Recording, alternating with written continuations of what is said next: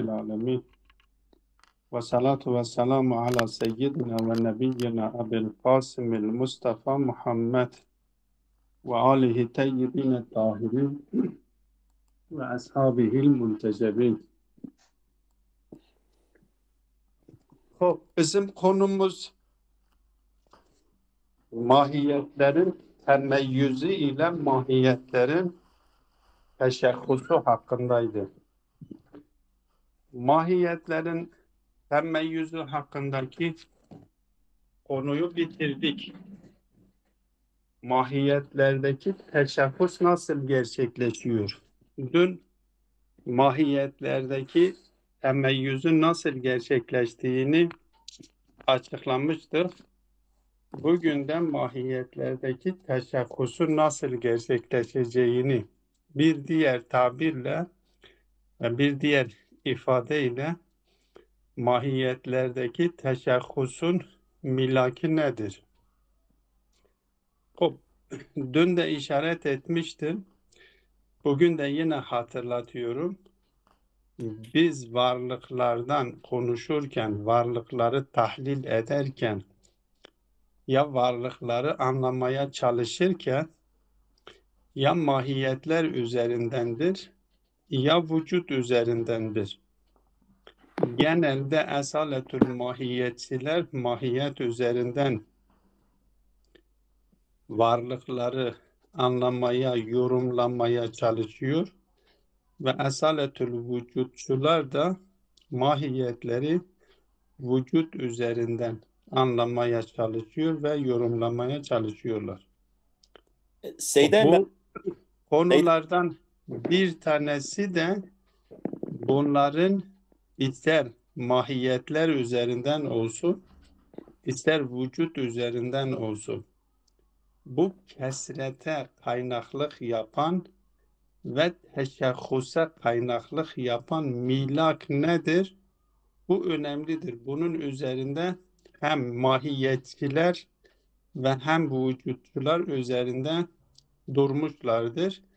Ki gerçekten mahiyetler üzerinden yani mefahim dediğimiz mefhumlar üzerinden, kavramlar üzerinden mahiyet burada dediğimiz zaman mefhumlardır, kavramlardır. Kavramlar üzerinden temeyyüz nasıl gerçekleşiyor? Bunu dün geniş bir şekilde açıkladık. Mahiyetlerdeki teşebbüs nasıl gerçekleşiyor? Bugün bu konuyu işleyeceğiz. Bu da iki merhalede işleniliyor. Çünkü mahiyetler biz söylediğimiz zaman ya mücerred alemiyle alakalı olan, mücerred alemle ilişkili olan, mücerred alemle aleme ait olan mahiyetlerden konuşuyoruz. Yahut da madde aleminde var olan madde alemine ait olan mahiyetlerden konuşuyoruz. Dolayısıyla teşebbüsten bahsedildiği zaman her iki aleme ait olan varlıkların teşebbüsü yani mahiyetlerin hem mücerred alemindeki mahiyetlerin teşebbüsü neyle gerçekleşiyor ve hem madde alemine ait olan mahiyetlerin teşebbüsü nasıl gerçekleşiyor? Bugün bunu işleyeceğiz. Şimdi hocamızı dinliyorum. Seydam. Efendim. Seyda Emre Şakir. Evet. Seyda yine yankı yapıyor ha. Seyda'nın son iki dersleri yankıdan anlaşılmıyor ha. O yankının önlemini aldın mı? Seyda senin mikrofonundadır ha. Biz başka farklı bir bilgisayarda okuyoruz. Sen mikrofonunu kapat, başka bir sıkıntı olmaz inşallah. Tamam. Benimki mi? Evet. Tamam. Hadi tamam Seyda. Siz o mikrofonunuzu kapatın, diğer arkadaşlar da kapatsınlar. Ben de kapatıyorum, tamam. Arkadaşlar mikrofonlarını kapatsalar yankı yapmıyor. Tamam, kapatıyorum. Cevap hocamız da kapatsın. Tamam. Nerede kapanıyor Seydam? Nasıl kapanıyor? Ben ayıp. Aşağıda bak, telefonun altında şey vardır. Ben kapatabilirim. Bir mikrofon vardır. O mikrofona üzerine tıklayın, o kapanıyor. Seydam ben kapattım. Kapatabilirim. Evet, devam edin. Sen kapat. Tamam. Tamam.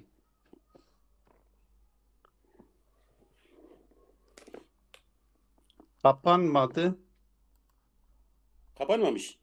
Yok, kapanmamış. Şimdi kapandı. Tamam. Şimdi kapandı.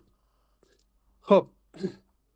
Bugün mahiyetlerdeki teşahhusun milaki nedir? Mahiyetlerdeki teşahhus nasıl gerçekleşiyor? Bundan bahsediyor. İşaret ettiğim gibi ben daha detaya girmeden ibarenin üzerinden bunu vakit de dar olduğu için ibare üzerinden açıklamaya çalışıyoruz. Diyor ve emmet teşahhusu fehuve fil enva'il mucerredeti min levazimin nev'iyyetiha. Bu teşahhus, tabi teşahhusun manasını da dikkat etmemiz gerekir ki ilk derste buna işaret etmiştik. Teşahhus dediğimiz zaman yani mahiyetin belirginleşmesi öyle bir şekilde belirginleşecek ki kendisi dışında başka birisini kapsamayacak nitelikte. Kendisi dışında başkasını kapsamayacak nitelikte belirginleşmiş ise biz buna teşahhus diyoruz. Her mahiyetin varlığı kendisine aittir ve o varlığı kendisine ait olan varlığı başkasını kapsamıyor. Buna teşahhus deniliyor. Mahiyetlerde bu mümkün müdür değil midir? Ki Allame son paragrafta bunun mümkün olmadığı mahiyetlerde böyle bir teşahhusun mümkün olmayacağını, çünkü mahiyet dediğimiz zaman yani mefhumdur. Mefhum ister mücerred alemine ait olmuş olsun, ister madde alemine ait olmuş olsun. Mahiyet olarak, mefhum olarak o kabiliyeti her zaman taşıyor. Yani birden fazla bireyleri kapsama kabiliyetini bütün mefhumlarda vardır. Bunlar dar olabilir, daraltılabiliyor ama cüz'ileştirilecek teşahhus niteliğinde yani bir birey dışında başka bireyleri kapsamayacak niteliğinde cüz'ileştirilmesi ya teşahhusleştirilmesi imkansızdır. Ancak bunun vücutla gerçekleşeceğini diyor. Hatta dikkat edin, mefhum dediğimiz zaman ya mahiyet dediğimiz zaman zihnimizde bir oluşmuş olan manadır, mefhumdur, algıdır, kavrayıştır. O zihnimizdeki olan mana iki heyse sahiptir. Bir heysi hikayidir. Hikaye heysi, hikayet etme, kendisi dışındakini hikayet etme yahut da mistaklarına hikayet etme haysiyeti vardır. Bir de vücut, kendisinin vücut haysiyeti vardır. O hikayet haysiyetine mir'ati deniliyor. Yani bir ayna gibi, nasıl ki ayna karşısında duran kişiyi gösteriyor. O aynanın gösterme haysiyetine hikaye deniliyor. Kavramlar da öyledir. Zihnimizde mahiyetler de öyledir. Kendi mistaklarına bize mistaklarından hikayet etme haysiyeti vardır. Bir de kendisinin kendi varlığı zihnimizde olduğu için cüz'idir. Zaten kendisi kendisidir. Her mahiyet kendisidir. Kendisi dışındakini kapsamıyor. Ama onun başkasını kapsamasını engelleyen onun vücut haysiyetidir. Hikayet haysiyeti değildir. Hikayet haysiyetiyle biz değerlendirdiğimiz zaman hiçbir zaman cüz'ileşmiyor ki bunu daha önceden de işaret etmiştik. İster mücerred alemine ait olan mahiyetler olmuş olsun, ister yani mücerred alemindeki varlıkları hikayet edecek mahiyetler olsun, ister madde alemine ait olan varlıkları hikayet edecek mahiyetler olsun. Diyor ki mücerred olan alemiyle alakalı elbette Allame burada mücerred alemine ait olanlarını üzerinde durmuyor. Buradaki teşahhusun vücutla gerçekleşeceğine işaret etmiyor. Diyor ki min levazimin nev'iyyetiha. Bununla yetiniyor. Oysa min levazimin nev'iyyetiha da değildir. Çünkü eğer mahiyet ise o mahiyetin kendisi kabiliyet bir bireyden fazla bireyleri kapsama kabiliyeti kendisinde vardır.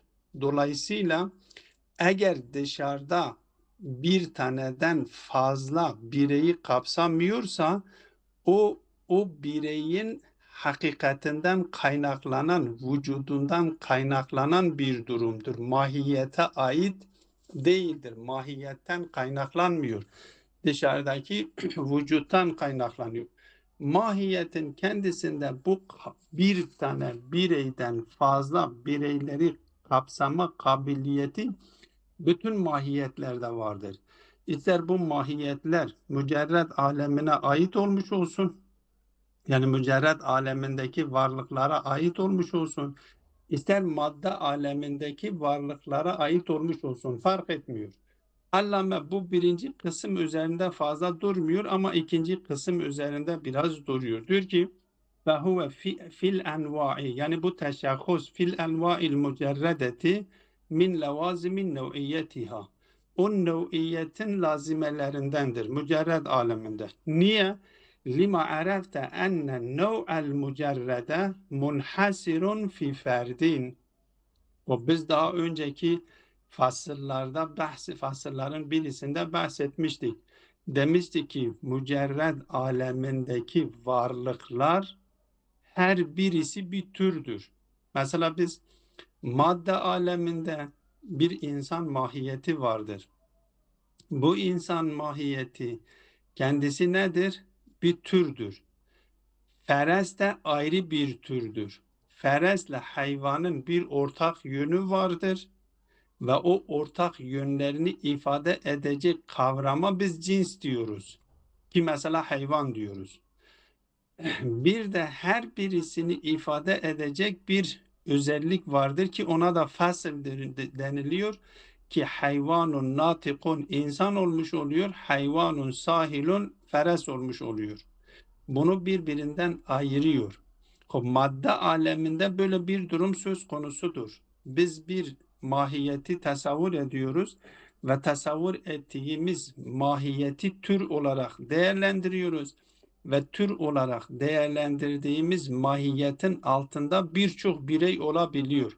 İnsanın altında Zeyd, Bekir, Amir, Halid bu bireyler söz konusudur. Feres'in altında da bu kırmızı at, siyah at, beyaz at, atların farklı atlar söz konusudur. Yani bireyleri çoktur. Dolayısıyla mücerred alemindeki mahiyetler, türlerin altında bireyler çoktur. Birçok birey vardır.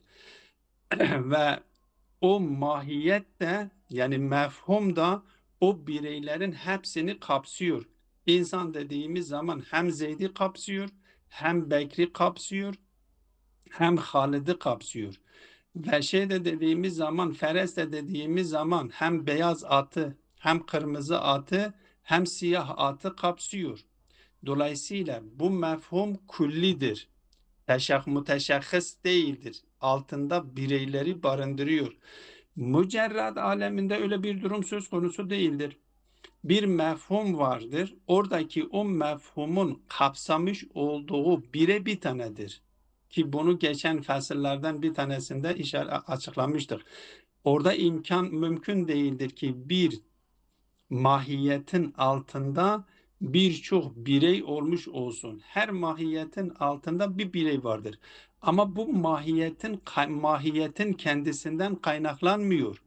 Mahiyette o kabiliyet vardır. Bireyleri kapsama kabiliyeti vardır. Bu önemlidir. Allame bunu burada açıklamıyor. Ben işaret ediyorum. Buna dikkat edilmesi gerekiyor. Oradaki o mahiyetleri, o varlıkları ifade edecek mahiyette bireylere bireyleri kapsama kabiliyeti vardır. Ama bireylerin yapısından kaynaklanan bir durum söz konusudur. Orada madde olmadığı için, yani kabiliyet. Madde yani burada kabiliyet. Mücerred alemindeki varlıklarda kabiliyet olmadığı için, yani istidat, bir diğer tabirle ister istidat deyin, kabiliyet deyin, potansiyel deyin, olmadığı için, orada bil fiili mahz olduğundan dolayı o mahiyet olarak, o mefhum olarak düşündüğümüz mefhum sadece o bir tanesi bireyi olduğu için onu kapsıyor. O bireyi dışındaki bireyler imkansızdır. İmkansız olduğu için onları kapsamıyor. Yoksa yani vücudundan, mücerred alemindeki varlıkların vücudundan kaynaklanıyor. O mahiyet orada bir tanesine şamil gelmiş olsun.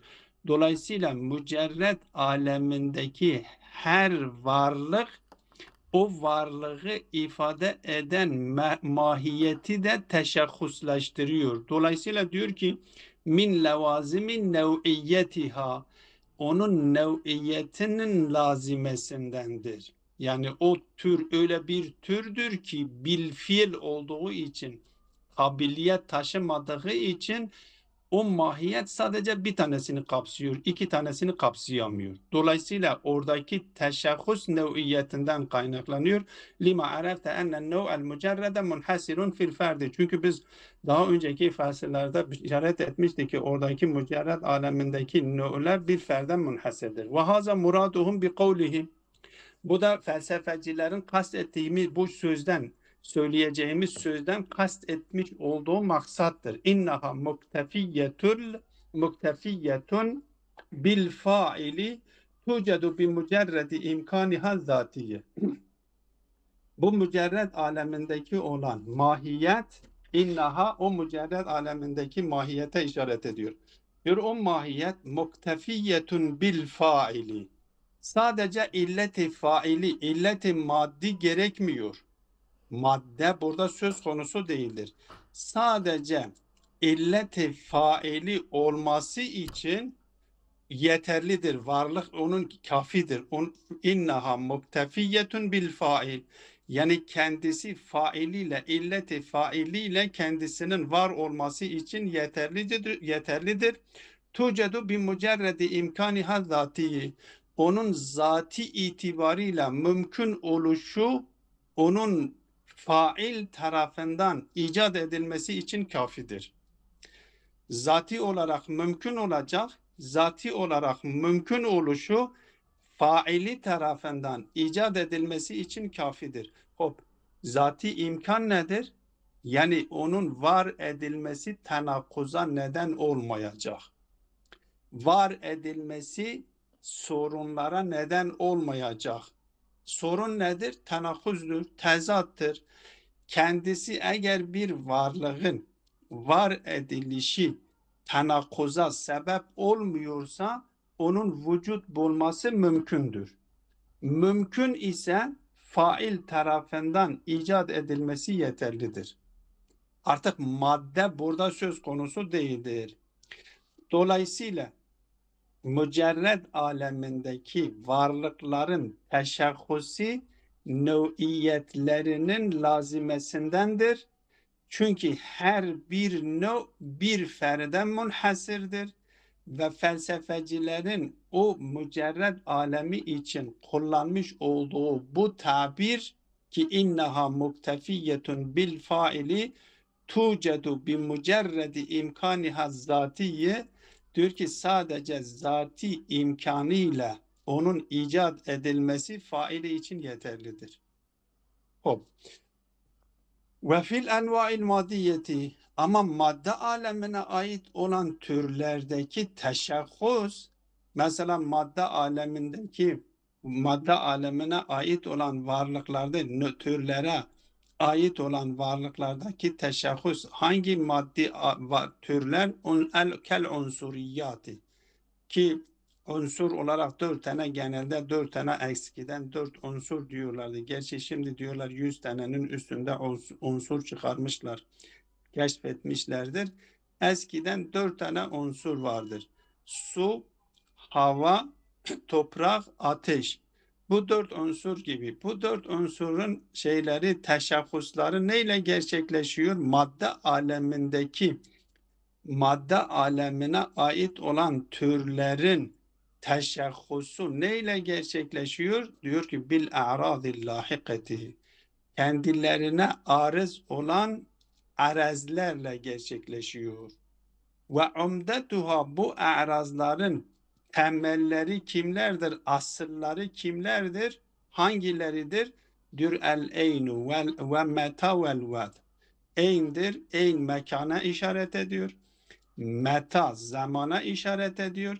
Yani bu unsurun, bu türün bireyinin hangi zamana ait, hangi makana ait, vel ved'u, ved de onun haletine oturmuş mu, oturma haletinde midir, ayakta olma haletinde midir, yatma haletinde midir? Yani diğer varlıklarla oranla nerede yer almış? O diğer varlıktaki oradaki o haletine, vez onun haletine işaret ediyor. Ki erazilerin asılları da bunlardır. Vehiye, bu enva-i maddiye, vehiye bu erazlar, bu hiye erazlara dönüyor. Vehiye bu erazlar tuşakkisun nev'e biluhukiha bihi, bu erazların o nev'e layık olmasıyla o nev'i müşakhasleştiriyor, belirginleştiriyor, yani cüz'ileştiriyor bir diğer tabirle. Fi aradın aridin, elbette geniş bir alanda. Bu geniş bir alanın neresi oluyor? Diyor beyne mebde-i tekavvunihi ile muntahahu. Bir madde aleminde vücut bulmuş olan tür, vücut bulduğu andan itibaren ta ömrünün sonuna kadar. İşte vücut bulduğu andan itibaren vücudunun son buluşuna kadarki alana arazi ariz deniliyor. Ki geniş bir alandır. Bu süreç içerisinde kabul edeceği arazlere araz deniliyor. Bu arazlerle kendisi ne yapıyor? Müşakhasleştiriyor. Ve kendisinin diğerlerinin kapsamasının önüne geçiyor. Kel ferdi minel insanil vaki'i beyne hacmin keza ve hacmin keza. Bir ferd insan türünün bir ferdini dikkate alın. Zeyd mesela, diyelim ki Zeyd'i dikkate alalım. Bu Zeyd'in hacmi ne kadardır? Kaç kilodur? Vezni ne kadardır? Ve o hacminden hangi zamanda başlangıcı ne zaman olmuştur? Ve bu kendisine arız olan, kendisine ilhak edilen o haletleri dikkate alalım, başlangıcından vücut bulduğundan ta son zamanına kadar. Hacmi değişiyor, hacmi küçülüyor, büyülüyor, rengi değişiyor, rengine göre, yerine göre, zamanına göre. Ve mebde'in zamaniyin keza ila mebde'in zamaniyin keza. Yani hem zamansal olarak onu dikkate alırız, hem mekansal olarak onu dikkate alıyoruz, hem de kendisine arız olan hacm olarak kendisine dikkate alıyoruz.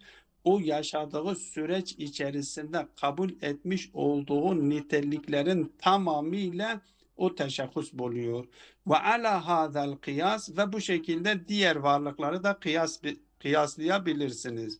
Diyor hâzâ huvel meşhur indahum. Elbette mahiyetlerde madde alemine ait olan türlerin teşahhusu bu şekilde gerçekleşeceğini, a'raz ile kendisine arız olan, o türe arız olan, türün bireylerine arız olan arazlerle gerçekleştiğini söyleyen meşhur görüştür. Ama asıl öyle değildir. Vel hak, bunu reddediyor Allame. Diyor bu meşhur görüş budur. mücerred alemindeki varlıkların, o türlerin teşahhusunun detaya girmedi. Ama burada madde alemine ait olan türlerin teşahhusunu anlattıktan sonra diyor hâdâ huvel meşhur indahum. Bu felsefecilerin yanındaki meşhur olan görüştür. Ama vel hak kema zehebe ileyhil muallimu thani ki muallim-i saniden kastedilen Farabi'dir ve tebe'ahu sadrul müteellihin ve Sedrul Müteellihin de muallim-i sani yani Farabi'nin görüşünü kabul etmiştir. Ona tabi olmuştur. Enne teşahhusa bil vücudi. Teşahhus vücuda aittir. Hiçbir mahiyet diğer mahiyeti diğer bireyleri kapsamayacak şekilde cüz'ileştiremiyor. Teşahhus müteşahhisleştiremiyor. O her varlığın, her türün bireyini müşahhasleştiren diyor ki vücuttur. Mahiyetler ne kadar onları mahiyetleri yan yana koyuyorsanız koyun. Mahiyetlerin özelliği küllidir. Kabiliyet-i sıdk ala efradil kethiri. Yani birçok bireye şamil gelme, kapsama niteliğini taşıyor. Onun için li'ennel indimamel kulliye ilel kulliye la yufidul cüz'iyete. Bir külliyi başka bir külliye inzimam ederek birinci küllinin alanı geniş, ikinci küllinin alanı daha dar olabilir.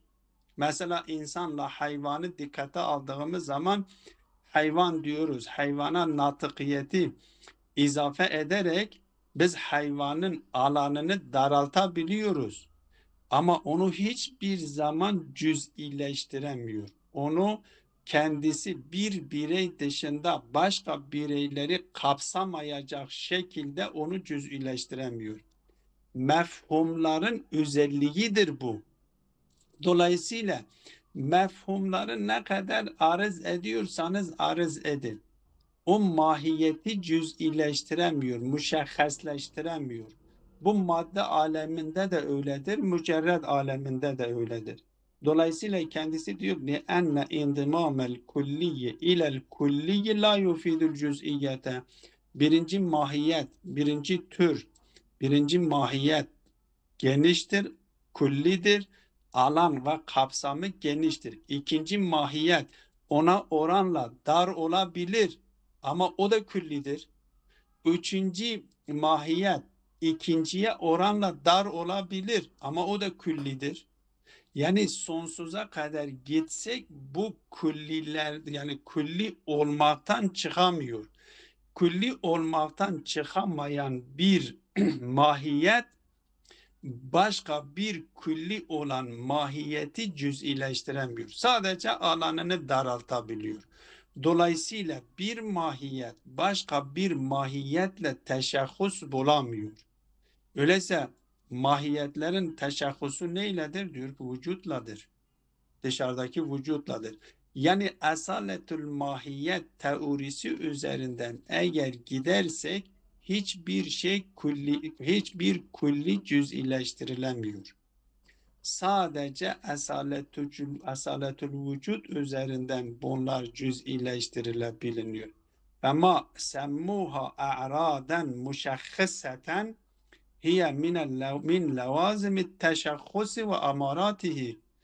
Onların a'raz olarak yani müşahhis olarak nitelendirmiş oldukları a'razlar aslında müşahhis değildir.